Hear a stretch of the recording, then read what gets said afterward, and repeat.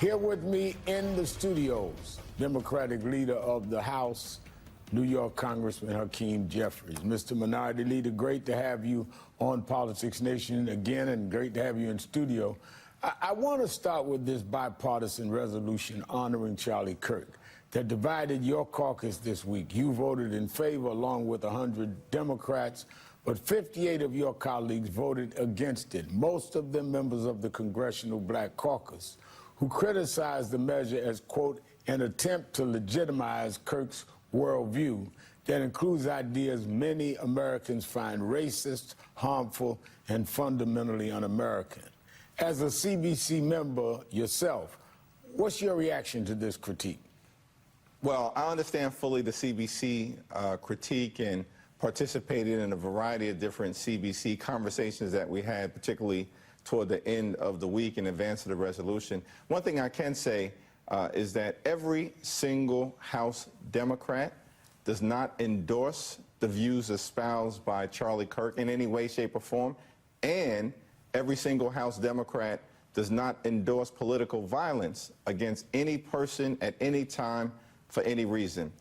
And this probably was an attempt by some on the right to try to divide the Congressional Black Caucus or divide House Democrats, and we will continue to be as unified as ever in pushing back against Donald Trump and his extremism. The other thing I'd say, from my perspective, is that I looked at it as a two-page resolution that doesn't even have the force of law. It certainly wasn't about a congressional gold medal, wasn't about a national holiday, wasn't about a statute. It was a two-page resolution. And, you know, we're not going to let Republicans divide us or distract us from the mission of protecting the health care of the American people, pushing back against the effort to shut down the government, and trying to actually create an America that turns back the clock, which is what Republicans are doing, as opposed to what we want to do as Democrats, move the country forward. Now, and I certainly denounce what happened to him. I pray for his family, said this on the show, but I also disagree, as most of the civil rights community does, with many of the issues he purported and said, including attacks on some of us personally, me included. You and I. And you, right. he attacked. But at the same time, some of the resolution seemed to sanitize some of what he stood for. It's one thing to say about the political violence. It's another thing to embrace the mission. That's exactly right. And I think that's why the CBC members came out with such a strong position, and why those of us who voted yes also made it clear we do not endorse any of the views that were espoused by Charlie Kirk in any way, shape, or form. And I think everyone is committed making sure as we move forward that we actually address the broader problem of political violence in America, the broader problem of extremism in America, and the broader problem that there are too many assault weapons and weapons of war in America that can be used in an instant to engage in tragic killings or mass shootings, which we've seen over and over and over again. And if Congress was really trying to be responsible under Republican leadership in the House and in the Senate, these are the issues that we'll begin to deal with once we get through this government shutdown, showdown over the next few days. Now, staying with that, Congressman, the last 2 weeks following Kirk's murder has seen our political divisions deepen as many Republicans continue to blame the left exclusively for political violence in the U.S., despite data showing that most of the violence has come from the right wing. Of course, the president has fanned those flames every chance he's gotten. So how do we cool tensions with that kind of rhetoric coming from the White House? Yeah, this is a big problem in America. We've seen Democratic presidents and Republican presidents, including Ronald Reagan, in the aftermath of an assassination attempt against him, try to bring the country together as opposed to blaming one side of the aisle or the other side of the aisle or one ideological part of this country. And that's what we need from the White House right now, actually an effort to try to unify the country around our core values, the things that bring us together, take the temperature down. In the immediate aftermath of this most recent political assassination and similar calls were made in the aftermath of the assassination against Speaker Emerita Melissa Hortman in Minnesota, that everyone needs to come together, regardless of whether you're a Democratic leader or Republican leader, as Americans, to try to maintain our integrity related to the real disagreements that we have on policy, but not inflame tensions such that political violence in America is exacerbated. And I think that's a responsibility all of us have, whether we're elected office or not. We've certainly seen that with Civil Rights Community, National Action Network, which you're a member of. Let me say this, in the midst of the turmoil, it looks like we're also marching toward a partial government shutdown after 2 bills to keep it open past September 30th failed to pass the Senate this week. That includes the GOP-backed bill that passed the House yesterday and Democrats' bill addressing their concerns on health care and federal spending.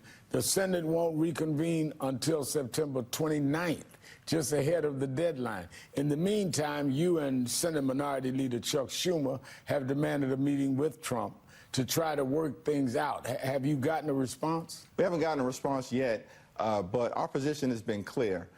We will work together with the other side of the aisle, including the White House, to try to arrive at an agreement on spending that actually meets the needs of the American people, particularly as it relates to health, to the safety of the American people, and to driving down the high cost of living. But we will not support a partisan Republican spending bill, and the one that was most recently put before the House and the Senate, because it continues to gut the health care of the American people. Like, Rev, this is the most extraordinary attack that Republicans have launched on the health care of everyday Americans ever in our history. Largest cut to Medicaid ever. $536 billion cut to Medicare triggered by this one big, ugly bill. Hospitals, nursing homes, community-based health clinics closing. Millions of Americans are about to face dramatic increases in their health care premiums, copays, and deductibles, and they've effectively ended research into cancer and medical research generally across the United States of America. And so in the face of this ongoing attack on the health care of the American people, on the well-being of the American people, there is no circumstance where we can support a continuing resolution related to spending that continues the Republican attack on health care. Now, midterm elections are a little over a year away, and Republicans have nationwide taken up redistricting and to hold the majority in the House. You've encouraged Democratic state lawmakers to do the same. But while some have signed on, others have either declined the messy political fight or they're hampered by state laws against gerrymandering, which is the case here in New York.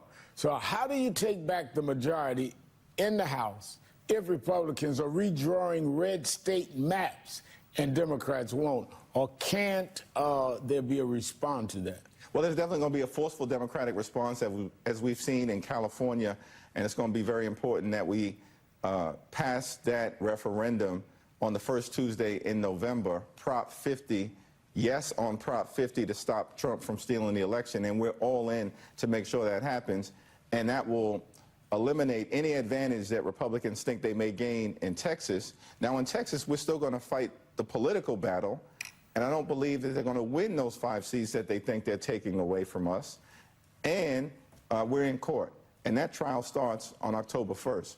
And then we go to other states. In Missouri, it was a rush job that probably came from the White House, and as a result of that, they put 1,000 This is Emanuel Cleaver. This is an Emanuel Cleaver district. He was district. on the show last week. First of all, why would you go after a man of God? In all likelihood, that's not working out. Right. And everybody loves Emanuel Cleaver. But these people were in such a rush that they took 1,000 people who were in Kansas City and they put them in 2 different districts at the same time. So we don't even think that that map right now is constitutional. And we have an ability in Missouri to go back to the voters to get them to reverse this gerrymandered map, and we intend to do so. And then state after state after state on the Republican side, we're going to continue to battle them in court politically, or where we have the ability to go to referendum, we're going to make sure we do that to reverse the damage that they're trying to do. And blue states, Rev, are going to respond. I'll let the governors speak for themselves, but we've heard Governor Pritzker in Illinois be very clear, and we've heard Governor Westmore in Maryland be very clear. So I would stay tuned for action in those two states. This week, the president wanted to fire a U.S. attorney for not charging New York Attorney General Tish James with mortgage fraud, after the prosecutor's office says it didn't find sufficient evidence for an indictment. Apparently, that didn't work for the president, who claimed that this prosecutor's past endorsements by Democrats justified firing him. The prosecutor reportedly resigned yesterday, while Trump insists that he fired him. Well, what are your thoughts on all of this, Congressman? Well, Donald Trump, this is another example of the administration being completely and totally out of control and just breaking norm after norm, violating the law wherever they can, trying to actually weaponize the federal government to go after targets like Tish James. Attorney General James is a highly talented, dignified public official with great integrity. There's no basis to this investigation.